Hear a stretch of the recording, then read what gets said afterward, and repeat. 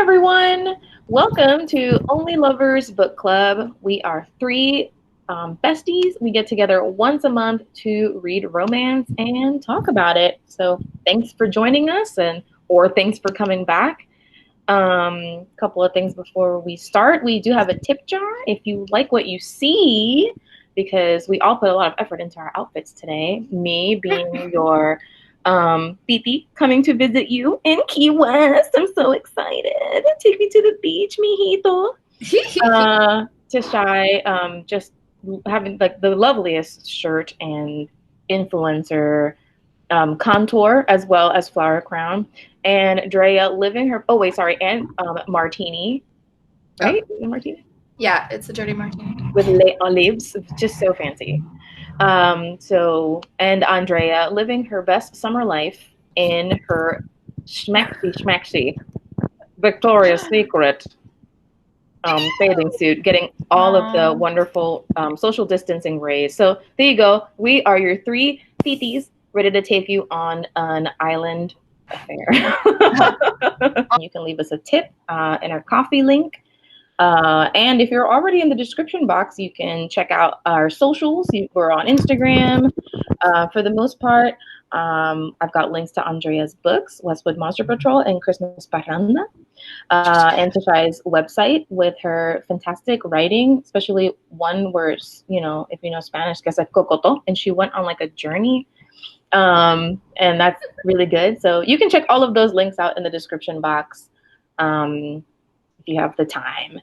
Let's see. So this month was Tashai's pick, and it was Island Affair. And in order of gold medal winnings, right? Tashai gets the gold for finishing it months ago.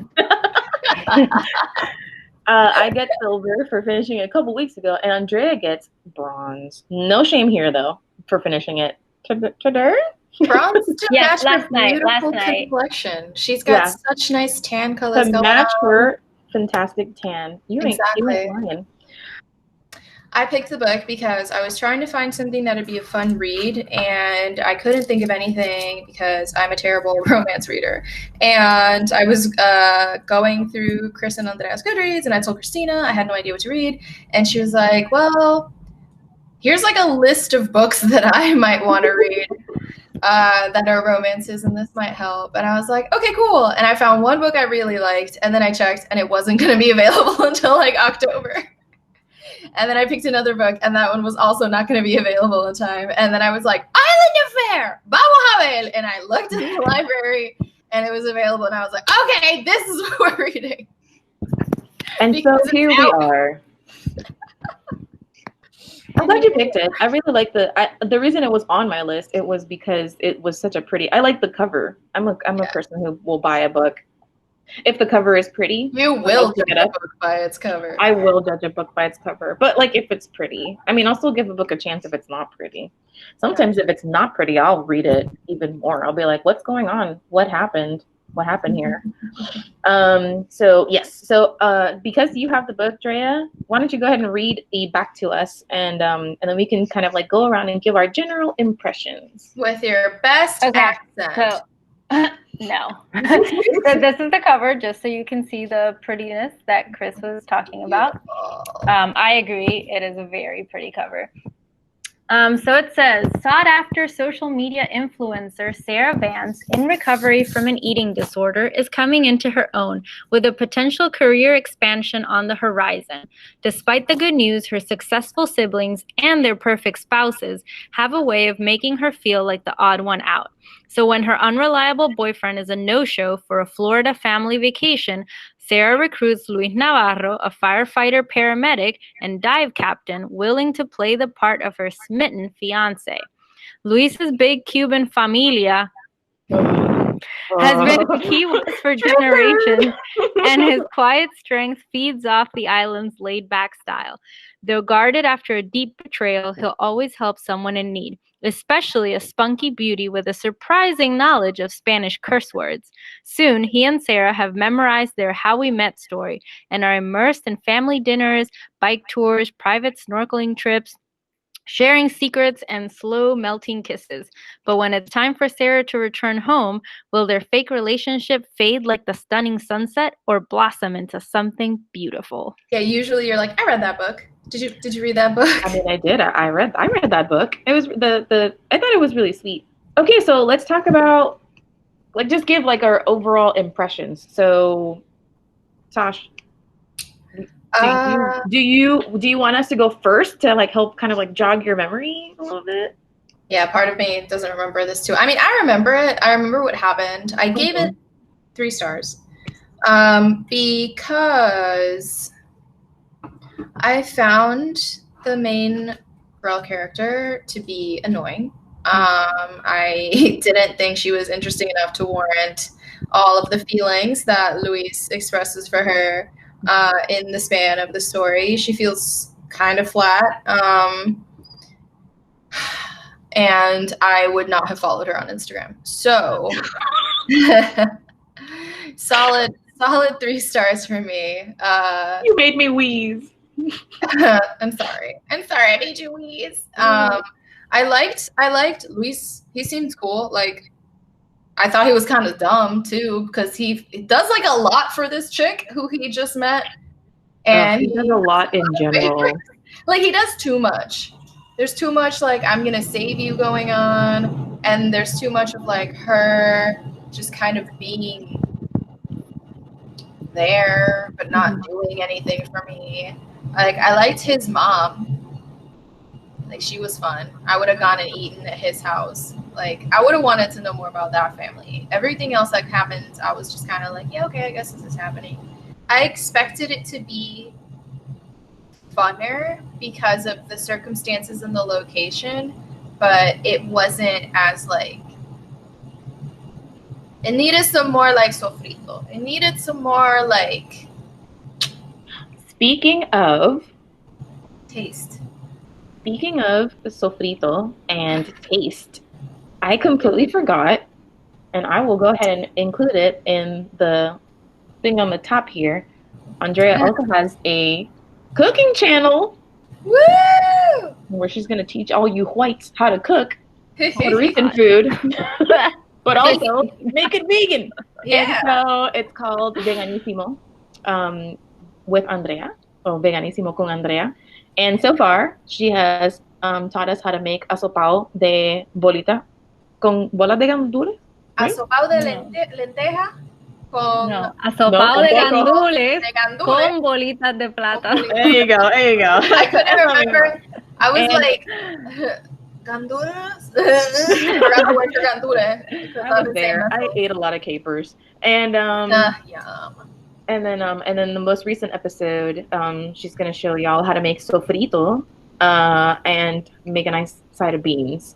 So check it out. I'll include it in the link as well. I completely forgot. I'm so sorry. But speaking of Latin flavor, such a crazy reference. I can't believe that I dropped the word sofrito. Oh my god, totally accidental. Okay. Do you want to go next, Maria, or do you want me to go? Sure. Okay. I also gave it 3 stars. I wasn't super bothered by the characters. I liked the story. I thought it was cute. They had like nice chemistry. Literally the only reason I gave it 3 stars is because the Spanish became so annoying to me that I just could not deal with it. And I mean, I'm sure we'll get into that later, so I won't get into it too much here, but that's really the reason. Otherwise, I did enjoy the story, and I probably would have given the story a 4 just because I thought it was cute. There were no like insane amounts of liquids, which I've learned to really appreciate. Like, stories get a bump in the ratings automatically if the sex is liquid free. But yeah, no, like literally for me, the biggest thing was just the way the Spanish was used. So like I thought the way the author did her characters was really smart. Like having half of the characters not be Spanish speakers and then half be Spanish speakers. Like, I like that, but I thought the way that it was just done poorly. I think it could have done a lot. It could have been done a lot better. Mm-hmm. Yeah, and we will talk about that. We will talk about how that is kind of weird. Not to be too nitpicky, but it does take it that something like that takes me out of the story. I thought it was also really cute. Like I was here for it. Obviously, like the cover had me sold. These like cute little freaking hummingbirds. Oh my god! No, you're right. It does take you out of the story because And you're I was supposed to believe that this character is, you know, is he Cuban, right? In this book, is Cuban. Mm-hmm. Yeah, so you're supposed to believe he's Cuban, but you know that no like Spanish speaker would ever say some of those things, like ever. And so it just, how am I supposed to believe it then? Yeah, I went in ready for the romance, ready for these people to fall in love and say I love you after a week. I was ready for it. And I think I gave it 4 stars. Like it was like a 3.5 rounded up because I enjoyed the story. I liked their chemistry. I agree with Tosh. I didn't find either of them particularly fascinating people. And of the two, like if Tosh didn't like our main lady, I found myself just ridiculously infuriated by the male lead. I was just like, get out of here with your benevolent bullshit. San Navarro. Yeah, San Navarro. I'm like, oh, get the fuck out of here. You know, it aggravated me, but I just like don't like. I don't know. It's just a matter of taste. But I was working as a pool attendant while I was reading this, so I just read it poolside a lot, and I was just in the zone. I finished it really quickly, and I liked how it resolved. I was really satisfied with the happily ever after. But yeah, my biggest gripe would be that. So I think we're all kind of like we all liked it. It wasn't like the perfect book. I know that she's got other books. I've always wanted to read His Perfect Partner by the same author. It's like a dancing romance, and it might not. I don't even know what the plot is, or I might have read the plot, but I don't remember what it is. But it reminds me. Whenever I read that, I think of like the movie con Chayanne and Vanessa Williams, and that they're in a dance competition, and I just imagine that, and it makes me want to read it. But I've never actually read it. That one's not Shall We Dance. Shall We Dance is the one with Richard Gere, right? Oh, I don't know. Yeah, with Richard Gere and J-Lo, right? Right. Yeah. I don't remember. I'm gonna look it up really quick because now I really want to know. That was when he was like, ooh, peak gear. Oh, it's called Dance With Me. Yes. Oh my god. Oh my goodness. Look at that cover. Yes. That's the book I wanted to read. I know. Well, that's the book. I mean, here's the thing. If the book turns out to be not like this, then maybe I don't want to read it. But it might be. And it might send me down a rabbit hole of dance movies. Who knows? Yeah. Because it's happened before. So Tosh, because this was your pick, did you have anything you wanted to discuss, or like I also have like 2 questions. Thanks, Ray, from Instagram. So we can do those or whatever order you want. So I wrote them in kind of like a random order. Did you guys want to talk any further about the Spanglish issue, or do you feel like that's best left towards like the end of the discussion? If we want to talk a little more about it. I think we can dive in now because I think that was our biggest gripe. And if people are going to drop off, they should drop off after. Yeah. Can I start? Yes. You may start, Drea. Regale us. Okay. And I guess I want to preface our discussion by saying that like it's not that obviously we're all Puerto Rican living in the States. We're all fully bilingual, and we all kind of like our background is in language. But even if it wasn't, this is one of those things where when you read it in a book, because we're fully bilingual, it's hard to ignore, and it does really mess with your perception of the story. Not to say that like you can't include Spanish in your book, it's just sometimes not as simple as throwing some phrases in there. So not to shit on the author, and not to say that she can't include Spanish in her books and she can't because that's just her style, her infusions, just kidding. But yeah, I just wanted to preface that by saying like, we all are fluent and we're all from the island. And so it's a little harder, I guess, for us to ignore it. But take it away, I think Claire. I had I had two things that really like irked me about the Spanish in the book. One was how the author chose a handful of words that she always used in Spanish, which was like the word for like grandmother and family and coffee and mom and dad, I think, were the ones that I noticed that like over and over throughout the book were always used in Spanish. And they were used in Spanish no matter who was the audience. So even if the person was speaking to someone who did not understand Spanish, they would use them. And my thing is, like, I would never walk up to someone who did not speak Spanish and say like, oh, hey man, what's up? Like, I just had a sandwich with my abuela in her casa in the montaña, and then we're gonna go look at the amanecer with my perrito. You know what I mean? Like, I would never do that because they don't understand Spanish. And I felt like that was done a lot in this book, where like they'd be talking to people who spoke English and they would just randomly insert all these Spanish words. And so that annoyed me. And it also annoyed me that it was always the same words, because it was almost like the token Spanish words that could be easily recognized and so didn't have to be translated. Mm-hmm. If that makes sense, like everyone knows that mommy is mom, so like you can throw it in everywhere and you don't have to translate it for the non-Spanish speaker. So that was one thing. Mm-hmm. And then my other thing was just that you can't just like literally translate things. And so, like, family was one of those words that was 100% of the time used in Spanish. Again, I think because it's so easy to recognize, you know, what it means. Familia, family, you know, it's a cognate. They look exactly the same. But the author would use it in phrases like family dinner.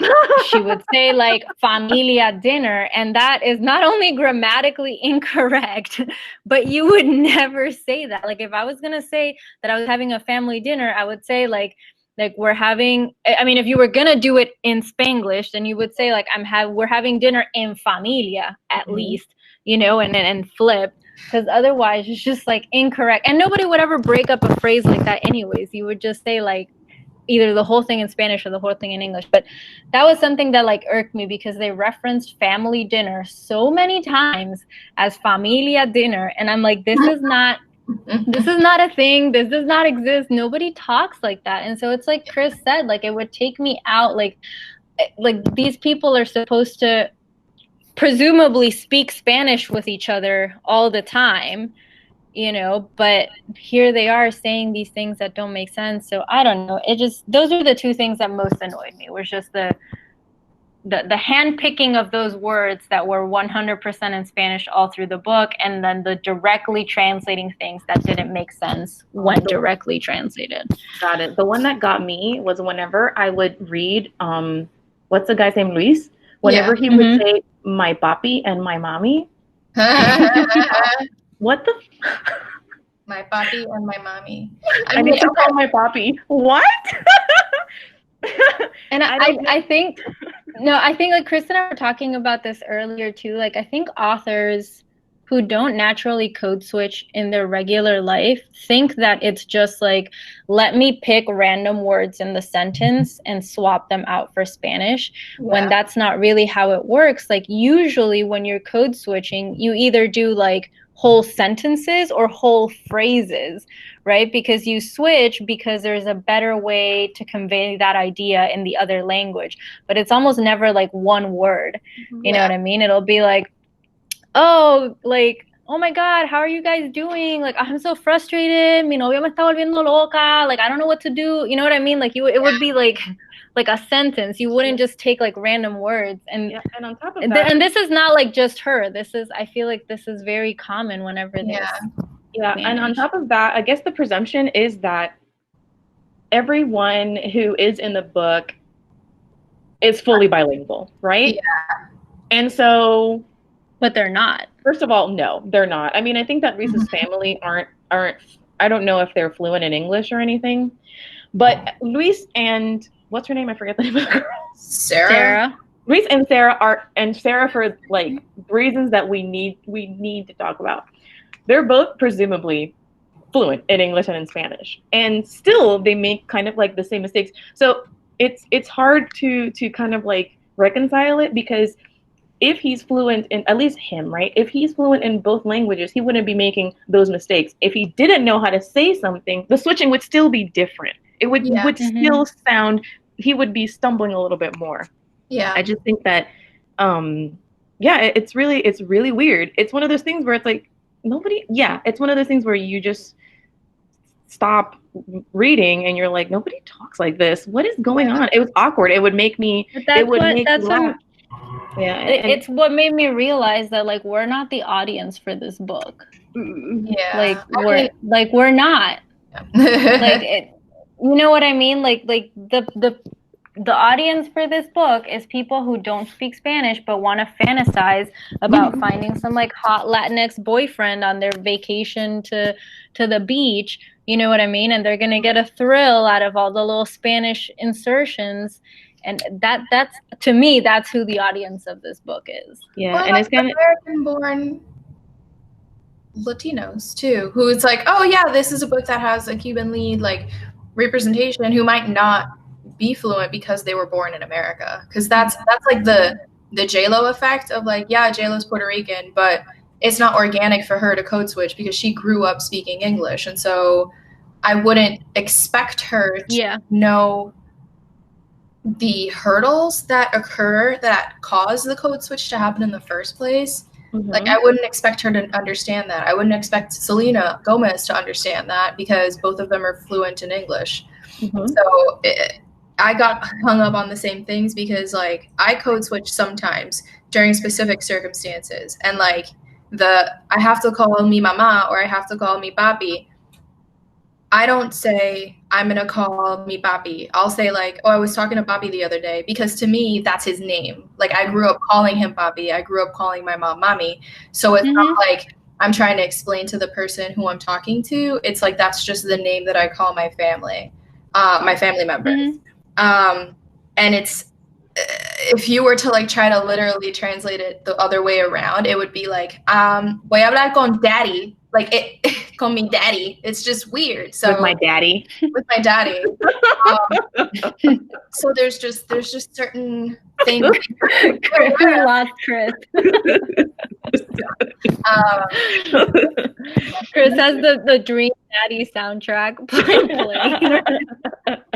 Because I was even thinking about the like switching words or trying to like how phrases get switched around, and usually it's like you said, either it's the entire sentence or it's like the first half is in one language and the other half is in another. So I'll be like Christina said, or like you guys have mentioned, it's like, oh, I was gonna talk to this other person, pero se me salió, and I was like, fuck her.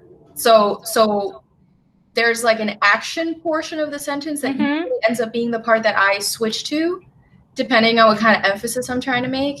And so for this, the best way that I can explain not great code switching is if someone were trying to do an Irish accent in Ireland to Irish people.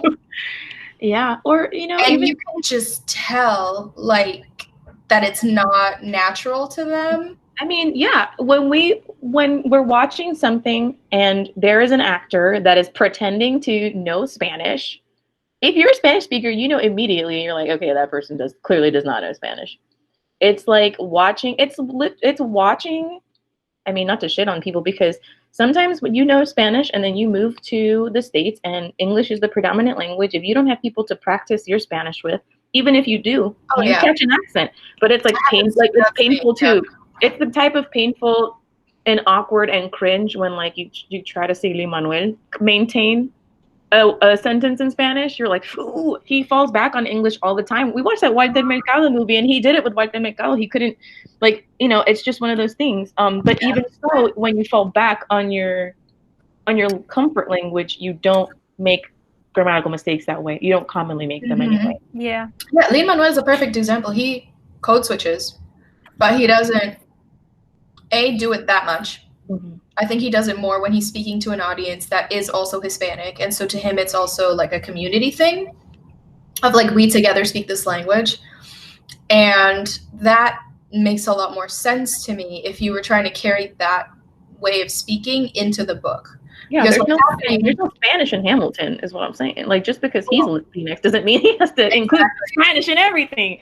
And like, I was like browsing through the book just to see if I could find like any funny examples, and I forgot that her family, who does not speak Spanish, like then imitates his code switching too. oh my god. So like there's a line where he's like, oh, actually my tia is in town. And then her mom is like, that sounds lovely. Will you get a chance to see your tia while she's here? Oh, I will die, and what other cringe? Oh no. Okay, let's talk about why the main character knows Spanish and why that's fucked up. She's a white girl who had a nanny. Being the help, mano, like real, like she Really had a like the nanny who help. spoke Spanish to her, and that's why she knows Spanish. This lends into another question, sort of, because I was talking about how Sarah's main character thing is that she was part of this like super prestigious, well-educated family, but she was the black sheep because she wasn't smart. And so her family's full of doctors and lawyers and all that stuff, and she's an influencer. And she's like, my nanny raised me because my family was too busy. Like, okay, I'm pretty sure you, like, this doesn't make any sense from a character development perspective. Like, how much time were you spending with this woman that you somehow, like, are fluent in Spanish? Right? I doubt your family, like, this woman had her own life. She probably came over, cleaned up around the house, like. I hated that you called her Mama Alicia. Because wouldn't she have called her Titi? She would. It makes more sense. If anything, but probably not even that, because a nanny's not going to be like, call me your auntie. Like, you know what I mean? Like, they're going to have boundaries. Yeah. I feel like. But you're right. If there was some sort of endearment, it would not be Mama. Call me mom. Because I also don't call my mom Mama Wanda. Like, no one calls anyone that. It's just Titi. Yeah. Like, to be fair, when my sister was, we're like a blended family. She's technically my half sister. So when she would be with her father's partner, I remember one time she came over and she said to my mom, "Oh, but the name of the woman has passed away, unfortunately. But she once said when she came back from one of like the weekend visits, she was like, but Mami Cuca said this or whatever," and my mom was like, "Mami King." And it's like not cool. It's like not cool. Don't. I do mean, that. no, like, but in that context, it makes sense. Like when, as a foster parent, like that's what kids do, right? It's like mom whatever and mom whatever. Yeah. But that's not the case here. This is not a blended family. This is not the case of like two, like this is yes, she was the help. Cool. This was like Mama Inez type shit. I didn't like that. That was irritating. 100%. And it's also like, I just couldn't get over the depth of knowledge that she had somehow acquired from being raised by this woman. Like, I just wonder, like, how much time this little kid had on her hands. Like, the family can afford a nanny. The family's sending this kid to, like, music camp and sports events, and they're sticking her. Yeah, but here's the thing. Activities. Just because she says she's fluent doesn't mean she is. It's not like she showed us she was fluent at any given time. You know what I mean? Like she definitely knows like conversational Spanish and like some curse words, but like we don't know. You know what I mean? Because we don't get a chance. Like it's not like she and Luis ever have a Spanish conversation. Mm-hmm. Which I would have heard a lot more if the code switching and that kind of plot point had been treated in the English. Ay, pero tú no me dijiste que tu nanny fue la que te crió. Ay, sí, mamá Inés me crió, blah, blah, blah, blah. Have a couple of Mamá Inés me crió.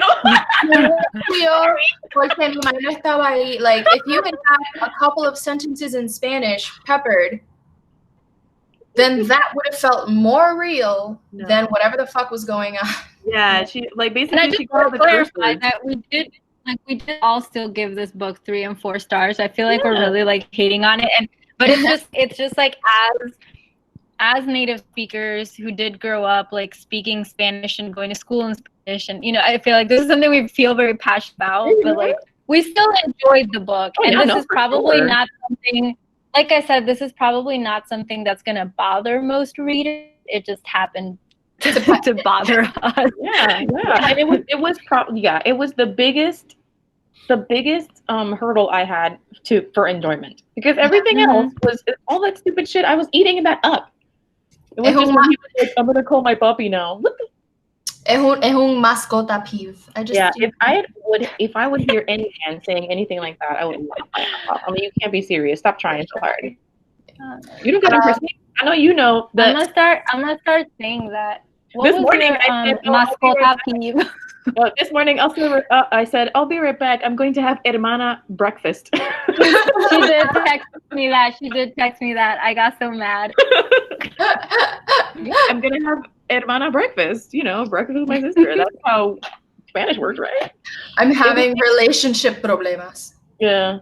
No, it would have been nice. It would have been nice, I guess, to just have the protagonist be special for a different reason other than the help made her closer to a local than a tourist, whatever. Which, leaning into that thought process, the other big issue that the main female character has is that not only is she different from her family, but her character also has an eating disorder that's brought up throughout the book in a few places. And I feel like it was not addressed in a way that to me was very helpful.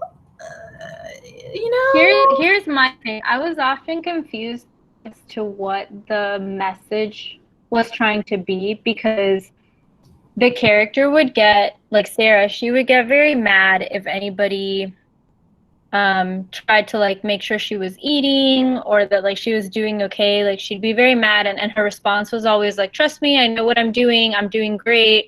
But like sometimes I'd be like, but are you though? Because you haven't eaten anything yet and it's like 6 p.m. Exactly. You know what I mean? So it was like we were supposed to trust that like she was doing great and everybody else was just like much in her business. But also like she didn't act like she was doing great sometimes. So I felt like it was kind of like mixed. I don't know. No, you're fine. I think that, yes, I agree. I don't know if there was a message other than, she's still working on it. I think that was what my takeaway was. She's still working on it. There's like no answer to this. There's no cure to this. I guess I didn't know, like I felt that her family worrying about her was perfectly understandable. And they're trying to help. And then her reaction to them was always very strong. And like, obviously, I don't have experience with eating disorder, so I'm not anyone to say like how you should handle your family worrying about you, but it was obviously something that really like bothered her.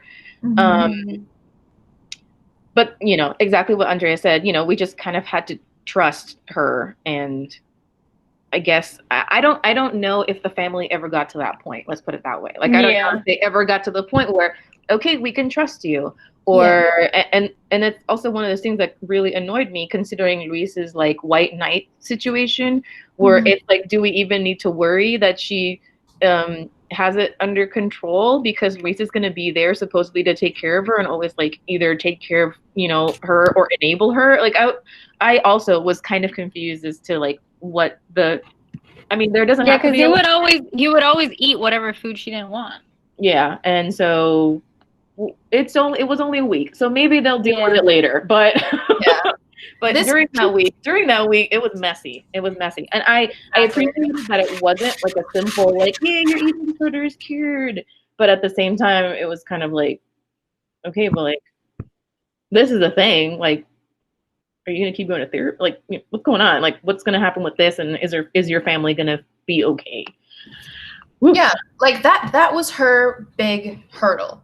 And I feel like if you're going to add it into the story and make it such a serious thing for the family and for her, at some point, I expect that it's going to be addressed somehow, that there's going to be some sort of conversation of either, I'm still working on this, but trust me, or I'm okay. And that never happened. And it's kind of like Luis found out about it and then never acted or responded or reacted or thought about it ever again. Like, it was dropped and then it never comes up again. But that's a very big, like, but there's a lot of things like that too, because like the whole thing happened because he had some like massive breakdown at work after that one accident and got put on leave for a week, and then we never come back to that. That's another question I put. You know what? Yeah, you're right. I mean, he did have we didn't talk about the accident, but right, he does make up with his brother. Que papelón. Oh my god. So he made up with his brother, right? Like, but like the whole like present day, like he got put on leave for a week because he couldn't handle that girl dying in his car crash. Like, we don't know, like, is he okay now? Is he gonna be able to go back to work? Like, how did that, like, tune in next week. Time he has a car crash victim, you know what I mean? Like, that's never addressed again. So one of my Luis question is, Luis is of the family betrayal, broken relationship trope. His big trauma is his brother hooking up with his fiance, and then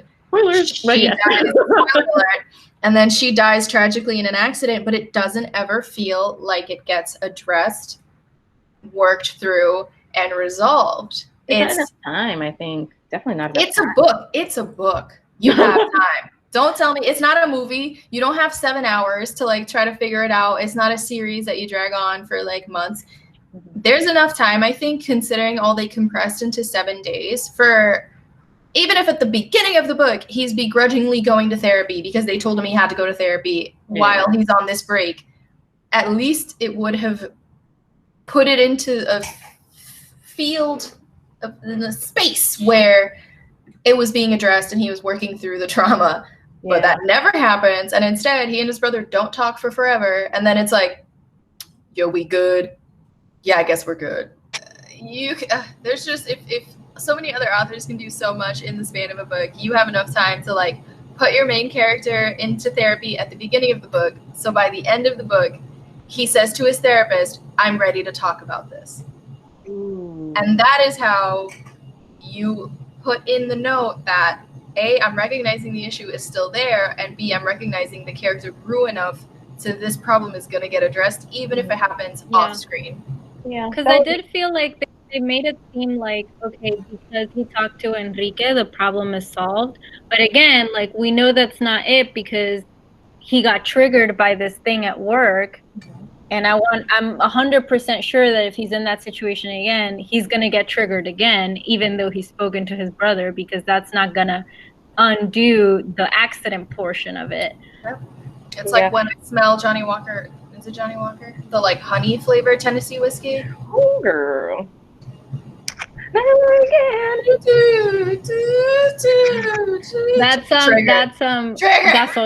gasolina for me. Oh, Christina, sangria. What is it for me? It's Chris was there. You were there, right? At that one party, that pool party. The pool party? Where I had the gasolina. Oh my god. It's like the only time I've ever been actually drunk. Girl, like, I get wasted all the time. Maybe, but I don't remember. I don't think. Okay. Oh no, I know which one it is. I know. There's a drink that I can't smell. I'll die. No, that one's fine. I've had it since. Chichaito. I can't. I love chichaito. Okay, me too. Until I had it. And not funny story, but we went. I went on a double date. And me and the guy from the other date, nothing bad happened. But we went just ham on the chichaitos. And we ended up at this bar where there was a bachelorette party happening. Oh, no. And it was a mess. There was dancing, there were bananas, and he and I got on the stage and joined the party and left our partners sitting and stewing and embarrassed. And then on the drive home, we had to drop them off first. So we dropped them off, and then they lived on a street that was called, like, a planet. It's the Calle Saturno, Calle Júpiter, Calle Urano. And then so we were parked in Calle Urano. it was one of those things where I was really wasted, so I opened the door and I just like puked as soon as I like got the door open. But I remember saying, "Ha ha! I puked in your anus." Oh my God, Chris. That is definitely And that's Chris. and it was just I just had way too much, and so no, I agree, and I think that back to the book, I agree with what you guys are saying, and I do think that like if you're a real person or if someone was struggling with this, finding a pretty white girlfriend that speaks Spanish isn't gonna like solve all of your problems. Yeah, they're gonna go on a bike ride. He's gonna see a fender bender. He's gonna fucking lose his shit.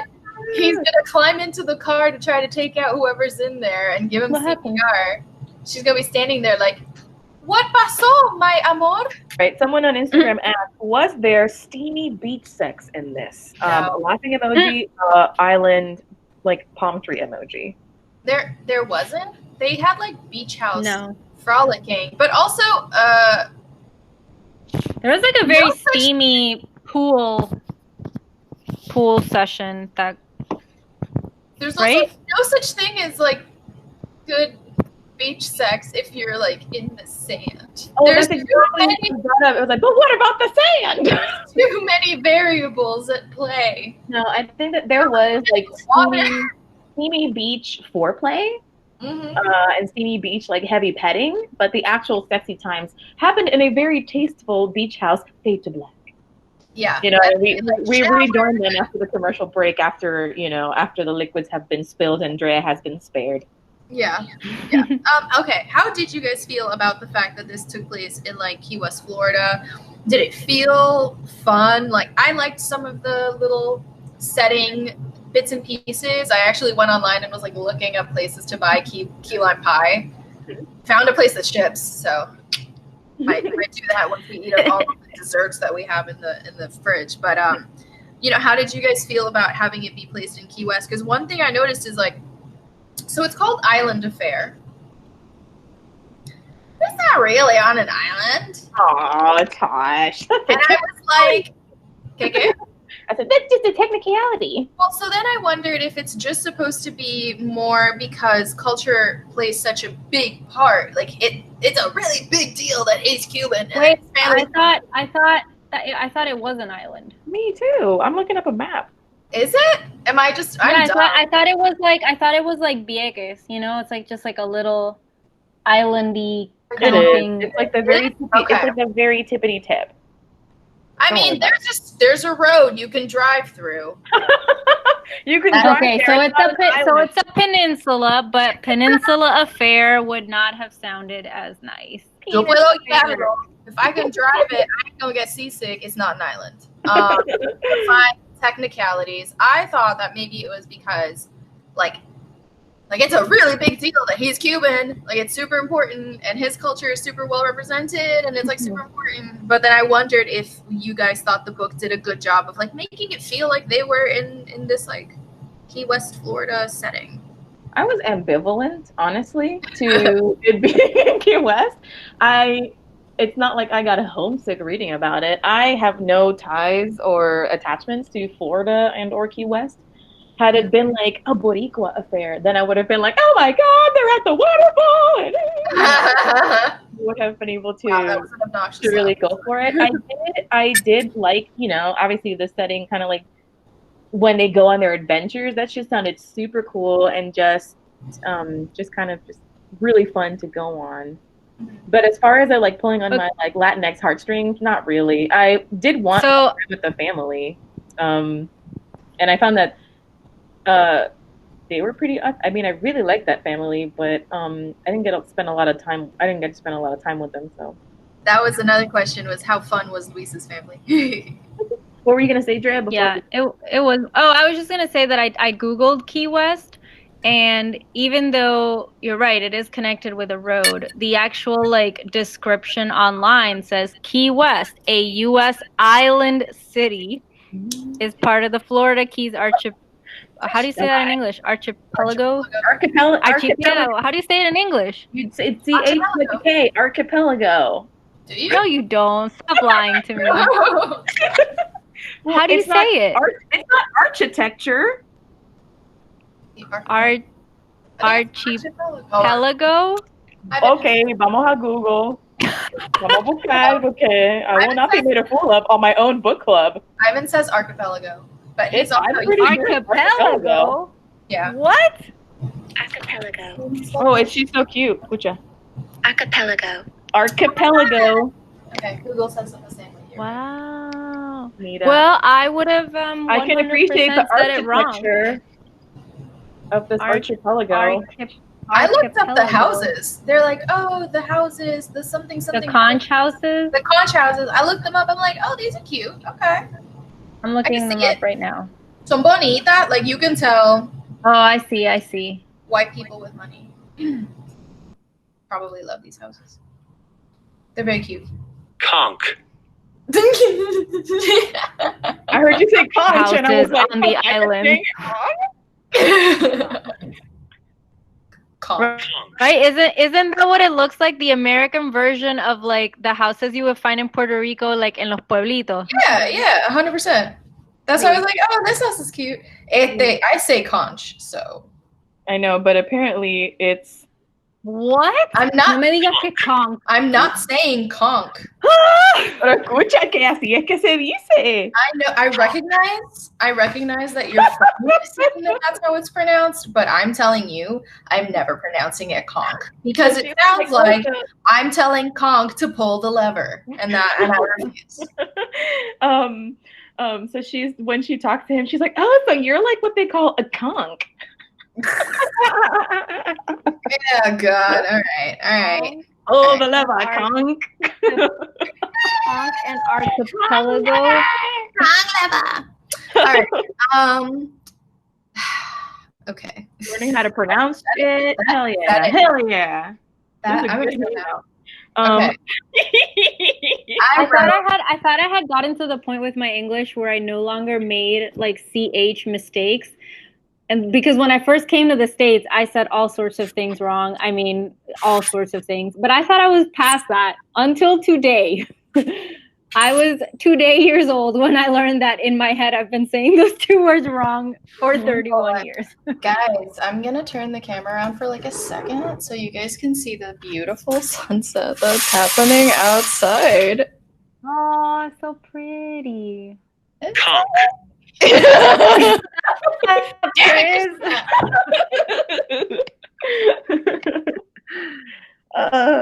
Okay. Pues mira, okay. My other question, so that we can get through la preguntita. They're lame. Okay. I said, how did you feel about the big dramatic tiff that splits them up? Because I felt the whole thing was hella unnecessarily dramatic. Yeah, and fast too. Woo. I hate you too. Oh, I made a mistake. I think he was being, stop, okay? Because the whole week they've been tiptoeing around the fact of like, is this pretend? Is this real? How will we know? And then she makes one comment saying the facts that she hired him to be her pretend boyfriend. She's not saying she feels like he's her pretend boyfriend. She's not saying she doesn't feel like there might be something there. She literally just said, here are the facts. I hired him to do this job. And he's like, oh, well, then I guess you don't need me anymore, do you? Just like, the contract is done. This is the ESL teacher that we brought on board who's going to start next week. Well, I guess that's all I am to you then. Exactly. Yeah. This is our new hostess. Oh, okay. Fine. I mean, but like you are. Yeah, I thought he was 100% being melodramatic. Oh, in that one section. The whole book being melodramatic. So when he had that meltdown, I was like, okay, here we are, you know? And then that would have been my cue to be like, holy shit, I was about to make a terrible mistake. Gets on a plane and goes and lives the rest of her fantastic influencer life. But, goes and tries out like raw denim in the Ukraine. Begins dating Anna Marie. Yeah, begins dating women, just well, okay, speaking of that, we had another Instagram question. Who was the most dateable character? I think his sister, Luis's sister, I thought she was cool. I hope the next book is about her, if right? Because it's like An Island Affair Book 1 or something like that, or Keys to Love Book 1. Keys to Love. Wow, the sky looks so pretty. Okay. What was his sister's name? She's the one that like Anna Marie. lo estaba jodiendo. She was the fangirl. She's a yoga instructor. I liked her. She was pretty fun. I don't know. Say everyone was annoying. I would have dated the bitchy sister. What was her name? Successful doctor. Yeah, because I would have just Rita? pictured that one book. Yeah, no, I don't know, but I pictured that one book we read where like all of the doctors were lesbians. Passionate. Wait, how did you just happen to have that right next to you? My only lover shelf is right here. I'm always ready. Don't lie. It was next to your bedside table. No, my bedside table is over there. Anyway, that's what I would have pictured. Christina has a gurney fantasy. Stop! I do not. Okay, and I think that's it. I don't have anything else on Instagram. What about you, Tash? I said, who would you have preferred to get to know a little more? I guess her, Sarah, so then she same can help me answer. grow my Instagram page. I feel like Oh, Robin. That's her name, Robin. Robin. I knew it was our names. Yeah, no, you're right. I would have wanted to be BFFs with Sarah so she would give me a shout out. Yeah, 100%. I would have wanted to know the dude who owns the sandwich shop. Oh, that What's too. your story? You got a long line of your sandwich shop. Everyone really wants to eat your cubanos. Can I hear about how you brought your cubano sandwiches to this place? How are you so popular? This island. What's your secret ingredient? Give me free sandwiches. Oof. Okay, so I mean, aside from all of the gripes with the Spanish, and then maybe like their trauma and issues not being handled, you know, super well. I still enjoy the book. I still liked it that they, you know, obviously like me, I am me, and I am not the characters, right, that were written, and you know, I still thought it was a pretty enjoyable book, a really nice like beach read, merenguito type thing, and you know, if you don't know Spanish or you don't mind the Spanish, then this is a perfectly agreeable book. The end for my final thoughts on that. So unless you guys want to say something about it, then we can talk about what our next book is going to be. Which is my pick. The only last thing I was wondering is like, what the fuck? Why did they bring the actual boyfriend back?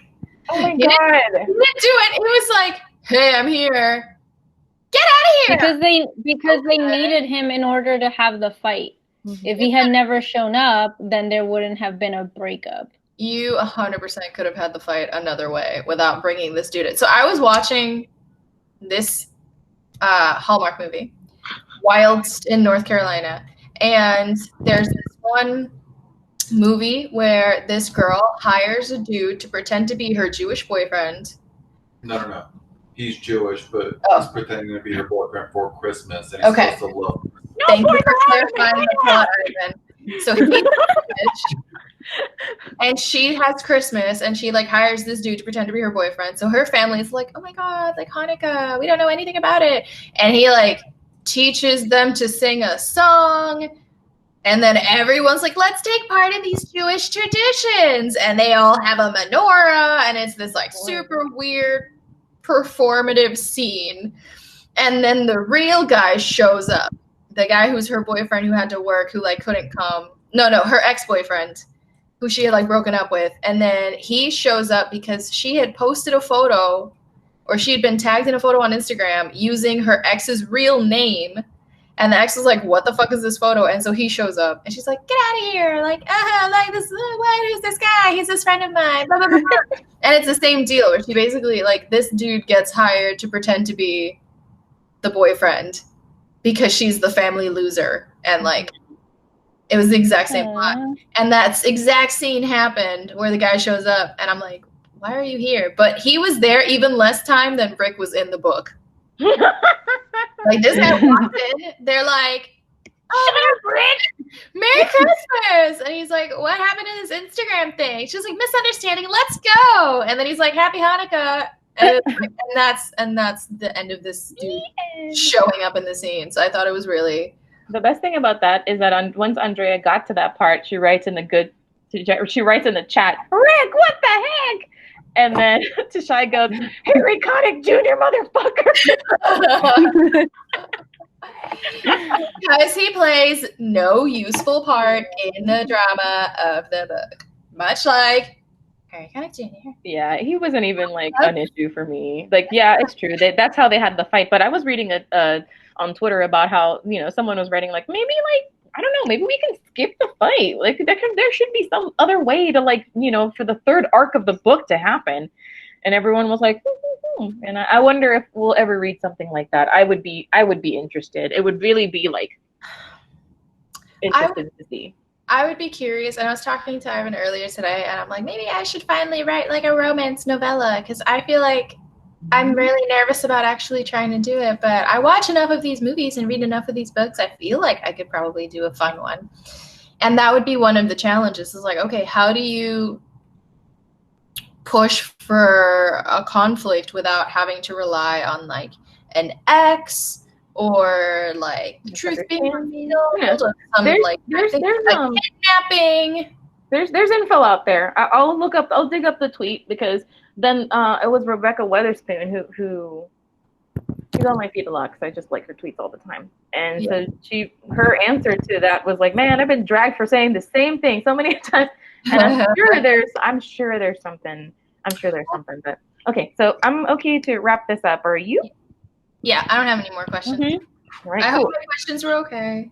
They were super good. They like flowed with our discussion, so don't worry about it. Okay. So the next book that we are going to be reading is Andrea's pick, and it is The Henna War. So cute. Yay! Such a beautiful cover. And also, for no specific reason, I just want y'all to know, clearly, this looks like my older sister when she was in college, and this looks like me when I was in high school. I know, you got the little nose. Okay. I know, and los prisito. Too cute. Anyway, okay. But like these are like the romantic leads, though. So this is a young adult book, if I'm not mistaken. I'm never taking the jacket off because the actual like book is white. White. Excuse me. So pristine white. Way to make sure I never have it naked. And so this is by, let's see, Adiba Jaijidar. I'll have to look up how to pronounce that. And it's her first book. It's her first book. She's Bangladeshi, if I'm not mistaken. Yes. So it says in big text, Nishat's parents say she can be anyone she wants, as long as she isn't a lesbian. Nishat doesn't want to lose her family, but she also doesn't want to hide who she is. And it only gets harder once a childhood friend walks back into her life. Flavia is beautiful and charismatic, and Nishat falls for her instantly.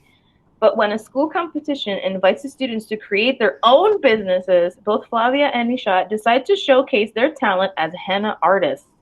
In a fight to prove who is the best, their lives become more tangled, but Nishat can't quite get rid of her crush, especially since Flavia seems to like her back. As the competition heats up, Nishat has a decision to make: stay in the closet for her family, or put aside her differences with Flavia and give their relationship a chance. And a little bit about the author. Adiba Jaijidar. Again, I will look up the pronunciation to be perfectly as sure as I am about Archipelago. She is a Bangladeshi and Irish writer and teacher. She has a bachelor's in English and history and a master's in post-colonial studies.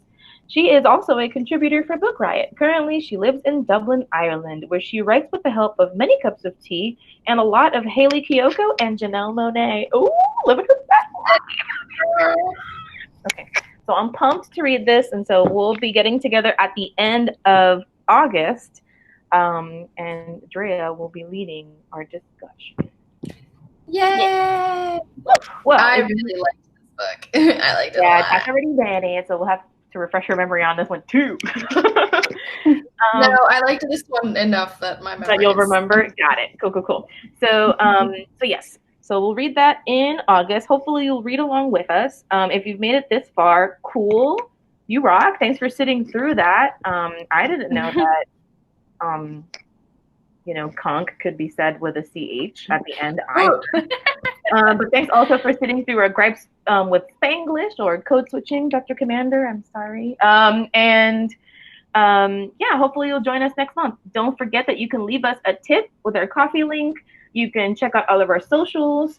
You can catch us on Instagram at Only Lovers Book Club. So bye. Hey, I didn't bring out my banana for this one.